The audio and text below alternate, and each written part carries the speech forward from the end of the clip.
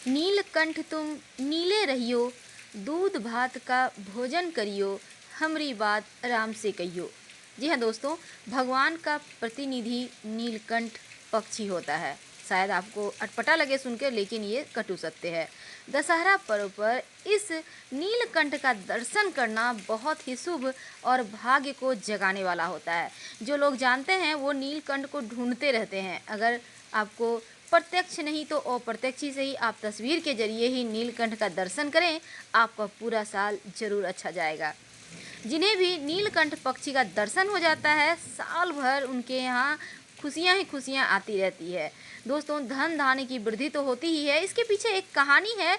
चलिए हम आपको कहानी सुनाते हैं। वैसे आज के दिन अगर शाम तक भी आपको नीलकंठ हकीकत में दिख जाए तो आप बहुत भाग्यशाली हैं। श्री राम ने इस नीलकंठ पक्षी के दर्शन के बाद ही रावण पर विजय प्राप्त की थी, ऐसी मान्यता है। और विजयदशमी का पर्व जीत का पर्व है। दशहरे पर नीलकंठ के दर्शन होना बहुत ही शुभ होता है। लंका विजय के बाद, लंका पर जीत के बाद जब भगवान राम को ब्राह्मण हत्या का पाप लगा था, यानी रावण को मारने के बाद, रावण तो ब्राह्मण थे, बहुत ज्ञानी थे, तब भगवान राम ने अपने भाई लक्ष्मण के साथ मिलकर भगवान शिव की पूजा अर्चना की और ब्राह्मण हत्या के पाप से खुद को मुक्त करवाया। तब भगवान शिव नीलकंठ पक्षी के रूप में धरती पर उतरे थे।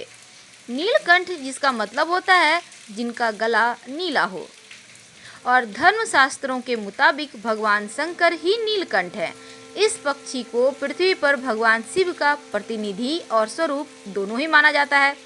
नीलकंठ पक्षी भगवान शिव का रूप है और नीलकंठ पक्षी का रूप धारण कर शिव जी, ऐसा कहा जाता है, धरती पर विचरते हैं। वैसे तो नीलकंठ अगर कहा जाए तो किसानों के भाग्य विधाता भी होते हैं, जो खेतों की रखवाली करते हैं कीड़ों से बचाकर। तो अगर दर्शन हो जाए तो ज़रूर बताइए, क्योंकि वो बहुत भाग्यशाली हैं। आजकल तो महानगरों में रहने वाले लोगों को नीलकंठ के दर्शन कहाँ, लेकिन अगर आपको होता है तो आप खुशनसीब में से एक हैं। तो आप ऐसा कोशिश कीजिए कि नीलकंठ के दर्शन हो जाएं और शिव जी, राम जी, हनुमान जी, माँ दुर्गा सबके साक्षात दर्शन हो, आपको ढेर सारी खुशियाँ प्राप्त हो, खुशियाँ नसीब हो। फिलहाल हम आपसे विदा लेते हैं। हर हर महादेव।